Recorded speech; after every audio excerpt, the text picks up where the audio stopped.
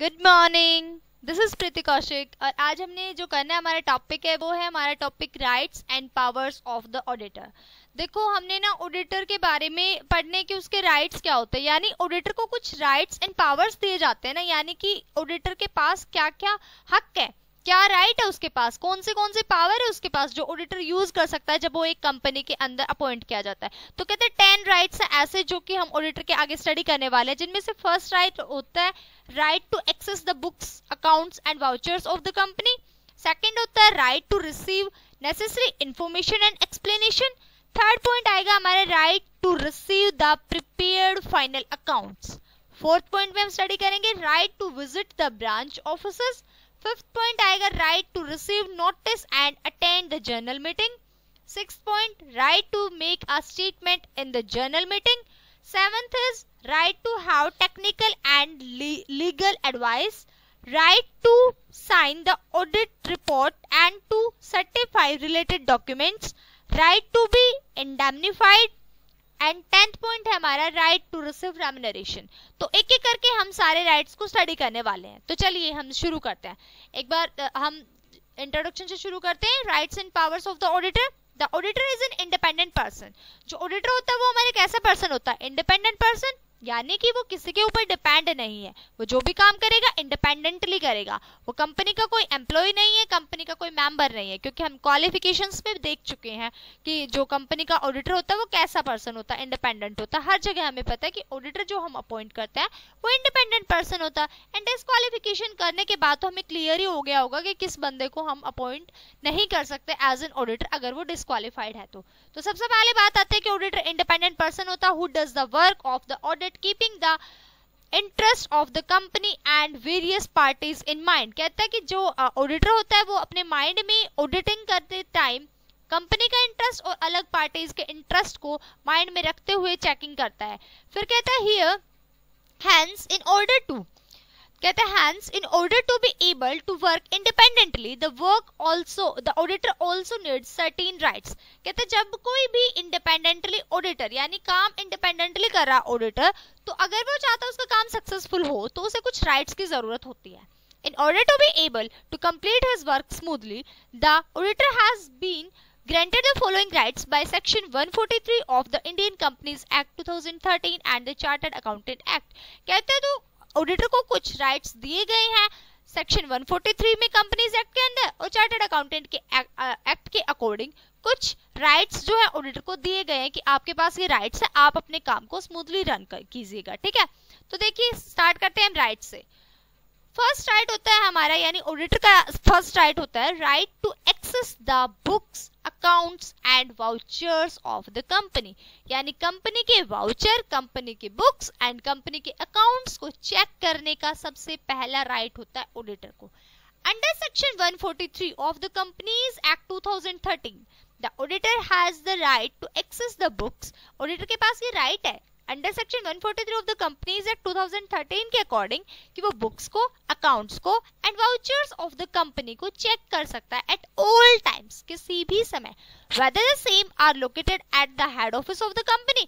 चाहे तो वो कहाँ पर है, कहाँ पे रखे हुए हैं बुक्स, अकाउंट्स, वाउचर्स, कंपनी के हेड ऑफिस में और एनी ब्रांच, और चाहे किसी ब्रांच के अंदर रखे हुए हैं, ऑडिटर चेकिंग कर सकता है। By books of the company, books of the company से वी मीन हमारा मतलब है those books which are being maintained by the company, जो कंपनी के थ्रू मेंटेन की जाती हैं, और those books which are required to be maintained by the company under any legal provision. और कोई भी ऐसे बुक जो कंपनी के थ्रू मेंटेन की जानी, लीगल प्रोविजन के अंदर ये बात मेंशन है कि वो करी जाने की, मेंटेन करनी है कंपनी ने कोई भी बुक। ऐसे मतलब तो हमारा बुक से यही मतलब है जो भी कंपनी ने बुक्स प्रिपेयर की है या जो भी लीगल फॉर्मेलिटीज कंप्लीट करने के लिए जो भी बुक्स प्रिपेयर की गई है कंपनी ने, उन सारी बुक से हमारा मतलब बुक्स ऑफ कंपनी है। At all times means during the business hours of the company। और हमने कहा ना कि किसी भी समय, तो all times का मतलब है जब बिजनेस आवर के टाइम पे, यानी कि जो बिजनेस के घंटे हैं कंपनी के उस टाइम पे हमारा मतलब है कि ऑडिटर आके चेकिंग कर सकता है। बुक्स ऑफ अकाउंट्स का मतलब समझ आ गया। बुक्स ऑफ अकाउंट्स यानी बुक्स ऑफ द कंपनी का मतलब जितने भी अकाउंट्स, जितनी भी किताबें कंपनी ने प्रिपेयर की, या तो उन्होंने अपने आप से प्रिपेयर किया है या फिर लीगल यानी लॉ कहता है कि ये बुक्स आपको करनी ही करनी है मेंटेन, तो वो बुक्स प्रिपेयर कर रखी है। और ऑल टाइम से हमारा मतलब है कि किसी भी टाइम का मतलब है कि जब बिजनेस आ रहा है कंपनी के उस टाइम में, जैसे सुबह 6 से लेके शाम 9 o'clock तक है, मतलब जैसे जो भी उनकी टाइमिंग है, यानी बिजनेस आवर जो कंपनी का है उस टाइम की बात हो रही है यहाँ में, बाय ऑल द टाइम्स का ये मतलब है। Theoretically, the auditor can go to any office of the company at any time. अगर हम theoretically बात करें तो ऑडिटर जो है वो कंपनी के ऑफिस में किसी भी टाइम जा सकता है ड्यूरिंग बिजनेस आवर। जब बिजनेस आवर की बात हम कर रहे हैं, for conducting the audit without any prior notice, बिना पहले नोटिस दिए हुए ऑफिस आवर के टाइम पे किसी भी समय ऑडिटर जो है कंपनी के ऑफिस में जा सकता है बिजनेस आवर्स में। However, in the practice, the auditor turns up for conducting the audit only for a predetermined date. लेकिन अगर प्रैक्टिस में देखें, यानी हम थ्योरेटिकली तो कह सकते हैं कि बिजनेस आवर में किसी भी टाइम जब उसका मन करे तब जा सकता है, लेकिन प्रैक्टिस में अगर हम देखें, प्रैक्टिकली उस बात को देखें, तो जो ऑडिटर होता है वो एक प्रीडिटरमाइंड डेट पर ही जाता है ऑडिट कंडक्ट करने के लिए। Random examination are required only when cash is to be verified. जो रैंडम एग्जामिनेशन यानी एकदम से जाके हम चेकिंग करते हैं, कह रखा है ना कि बिजनेस आवर में कभी भी आप जाके ऑडिटर चेकिंग कर सकता है, तो जो रैंडम एग्जामिनेशन होता है वो कैश को वेरीफाई करने के लिए बेसिकली किया जाता है। और when the auditor has examined any fraud और irregularities in the specific circumstances, या फिर किसी फ्रॉड पे या इररेगुलरिटीज कोई हो रही है, ऑडिटर को उस पर डाउट है, अपने डाउट को दूर करने के लिए, तब वो एकदम से जा सकता है, रैंडमली जा सकता है। लेकिन बेसिकली क्या होता है, यानी अगर हम थ्योरेटिकली बात करें तो उसको है भाई, उसको हक है कि वो बिजनेस आवर्स में किसी भी टाइम जाके चेकिंग कर सकता है। लेकिन कहते हैं प्रैक्टिकली ऐसा नहीं होता है। प्रैक्टिकली उसे पता है कि प्रीडिटरमाइंड डेट को जिस दिन उसने पहले कह रखा उसी दिन जाएगा वो ऑडिट करने के लिए, ठीक है। लेकिन जब बात कैश को वेरीफाई करने की आती है, या उसे लगता है कोई फ्रॉड या एरर हुआ है, इरेगुलरिटीज चल रही है कंपनी के अंदर, तब ऑडिटर क्या कर सकता है, ऑडिटर रैंडम एग्जामिनेशन कर सकता है, ठीक है। रैंडम एकदम से जाके चेकिंग कर सकता है, ऑडिट करने लग सकता है। If due to any reason, अगर कोई भी रीजन है, the director prevent the auditor from assessing the books, अगर जो मतलब कोई ऐसा रीजन है कि जो डायरेक्टर है वो ऑडिटर को अपने बुक्स नहीं दिखाना चाहते, then courts can not order, तो कोर्ट ऑर्डर नहीं दे सकता that the books be made available to the auditor. मतलब ऑडिटर को कोर्ट ये ऑर्डर नहीं देगा अगर डायरेक्टर्स चाहते हैं कि ऑडिटर से हम अपने इन बुक्स को प्रिवेंट करके रखें, तो फिर कोर्ट ये ऑर्डर नहीं दे सकता कि आप यही बुक्स आप ऑडिटर को दिखाओगे, ठीक है। यानी जो कोर्ट है वो फोर्स नहीं कर सकता, but can call for a general meeting to find out the opinion of the members of the matter.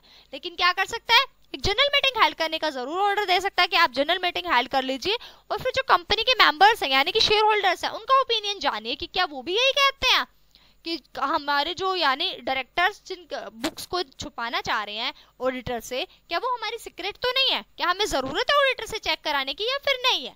तो कहते हैं जनरल मीटिंग बुलाइएगा, मेंबर्स को बुलाने के लिए कह सकता है कोर्ट, लेकिन कोर्ट ये नहीं कह सकता कि डायरेक्टर्स आपको ऑडिटर को बुक सारी की सारी दिखानी ही पड़ेंगी, ठीक है। तो ये ऐसा ही केस हुआ था Cuff versus London and country land and building company के साथ, ऐसा ही केस हुआ था जिसके अंदर यही बात की गई थी। तो मतलब ऑडिटर को कहा गया था, डायरेक्टर ने बोला था उसको कि आप अपनी सारी बुक्स दिखाइए, मतलब ऑडिटर ने कहा था डायरेक्टर को कि मुझे आपकी ये वाली बुक देखनी है, पर्टिकुलर बुक। तो डायरेक्टर कहते हैं हम ये वाली बुक नहीं दिखा सकते क्योंकि हमारी सीक्रेट मैटर लिखे हुए हैं इसके अंदर, आपको पता है कि आप थर्ड पार्टी को लीक कर दो, या मतलब उनकी मर्जी भाई, वो नहीं चाहते दिखाना। तो इस केस में जनरल मीटिंग हेल्ड की जाएगी। अगर मेंबर भी नहीं चाहते कि वो बुक्स देखे तो फिर ऑडिटर की कोई मर्जी नहीं है कि वो वही बुक्स देखेगा, ठीक है। तो यहाँ पे ये बात क्लियर हो रही है, ये केस उसी से रिलेटेड है। ओके जी, सेकेंड पॉइंट आता है हमारा right to receive necessary information and explanation. Auditor के पास दूसरा राइट ये है कि वो जब चाहे नेसेसरी इंफॉर्मेशन एंड एक्सप्लेनेशन ले सकता है। According to section 143 and 146 of the companies act 2013, section 143 and 146 जो कंपनी एक्ट 2013 के हैं, for dispensing his duties as the auditor has the right to receive necessary information and explanation from the directors and officers of the company। चाहे company का officer है चाहे company का directors है, auditor को right है कि वो नेसेसरी इंफॉर्मेशन एंड एक्सप्लेनेशन ले सकता है। He has also the right to determine what information and explanation are necessary for the purpose of his audit। और उसके पास ये भी राइट है कि कौन सी इंफॉर्मेशन एंड क्या एक्सप्लेनेशन जरूरी है जो पर्पस है ऑडिट का वो करने के लिए किस टाइप की उसे एक्सप्लेनेशन चाहिए, किस टाइप की उसे इन्फॉर्मेशन चाहिए, तो ये भी वो डिटरमाइन करने का उसके पास राइट है ऑडिटर के पास।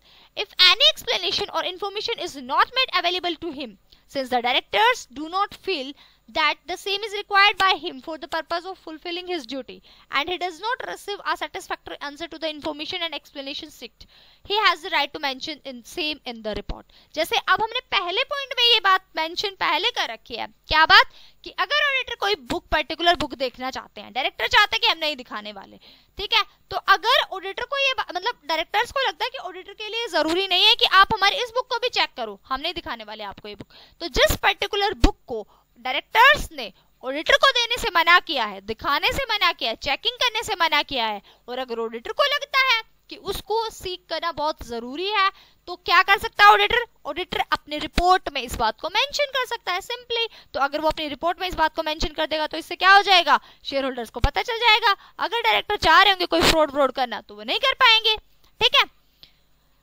थर्ड हमारा आता है, थर्ड राइट हमारा आता है right to receive the prepared final accounts. जितने भी फाइनल अकाउंट्स प्रिपेयर हो चुके हैं उनको रिसीव करने का ऑडिटर के पास राइट है। The auditor has the right to get prepared and receive the final accounts from the management of the company।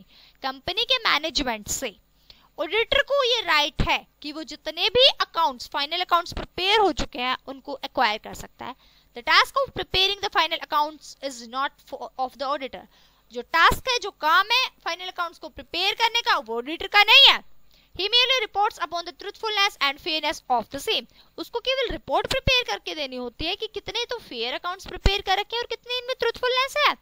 If the management insists that the final accounts also be prepared by the auditor, अगर management ये चाहते हैं या insist करते हैं कि final accounts auditor prepare करे, then he does so, तो वो ऐसा कर सकता है in the capacity of the accountant. लेकिन वो किसके कैपेसिटी में ऐसा कर रहा है, अकाउंटेंट की कैपेसिटी में, एंड नॉट द ऑडिटर। लेकिन वो ऑडिटर की कैपेसिटी में ये बात नहीं कर रहा, मतलब एज एन अकाउंटेंट वो फाइनल अकाउंट्स प्रिपेयर कर रहा है, ना कि वो as an auditor accounts prepare कर रहा है। और ये बात माइंड में पहले दिमाग में रख लो, क्योंकि आगे एक फर्दर एक पॉइंट में बारे में मैं बताऊंगी कि एज एन अकाउंटेंट उसके पास क्या राइट होता है बुक्स को होल्ड करने का, या फिर एज एन ऑडिटर क्या होता है, ये हम आगे सस्पेंस को करेंगे इसको, ठीक। अभी आपके लिए यहाँ पे सस्पेंस है, ठीक है, जो मैं आगे बताने वाली हूँ कि किसके पास राइट होता है कि वो बुक्स ऑफ अकाउंट्स को अपने पास रख सकते हैं, अकाउंटेंट के पास या फिर ऑडिटर के पास। तो आप इसको अपने मन में रखिएगा। अभी के लिए आप अभी सुनो बात क्या कह रही हूँ मैं। अगर जो अकाउंट्स है फाइनल अकाउंट्स ऑडिटर ने प्रिपेयर करवाने हैं, मतलब मैनेजमेंट चाहता कि बनाए फाइनल अकाउंट्स हमारा ऑडिटर, तो फिर ऑडिटर जो जिसकी कैपेसिटी में काम कर रहा है ना, यानी वो कैपेसिटी अकाउंटेंट की है, वो ऑडिटर के स्कोप में नहीं आती है। Fourth is the remuneration is also paid separately, और इसके लिए जो ऑडिटर होगा वो सेपरेटली मांगेगा कि मुझे अलग से पे कीजिए, मैंने आपके अकाउंट्स प्रिपेयर किए हैं तो करना पड़ेगा, ठीक है, पे। ओके जी, फोर्थ हमारा राइट आता है, यानी ऑडिटर का राइट है, भाई हमारा नहीं है, right to visit the branch offices. यानी ऑडिटर के पास ये राइट है कि वो ब्रांच ऑफिसेस में घूमेगा, विजिट कर सकता है। According to section 143 of the companies act, a company has branches which have been audited by somebody other than the company auditor. In such a situation, the company auditor has the right to inspect the accounts of branch। क्या कहते हैं, company के पास branches हैं, यानी company की branches हैं जो कि ऑडिट की जा रही हैं किसी और के थ्रू, यानी जो कंपनी का ऑडिटर है वो नहीं कर रहा ऑडिट, कोई और ऑडिट कर रहा है। इन सच ए सिचुएशन, अगर ऐसी सिचुएशन है तो कंपनी ऑडिटर के पास ये राइट है कि वो ब्रांच की जो अलग अकाउंट्स प्रिपेयर किए गए हैं, अलग अलग ब्रांचेस हैं, उनको इंस्पेक्ट कर सकता है। Under this right he can examine in detail the vouchers and accounts of the branch of the company, और इसका उसके पास ये राइट है कि वो एग्जामाइन कर सकता है सारे वाउचर्स एंड अकाउंट्स जितने भी प्रिपेयर किए गए हैं कंपनी ने ब्रांच के लिए, तो उनको वो क्या कर सकता है, चेकिंग कर सकता है, एग्जामाइन कर सकता है।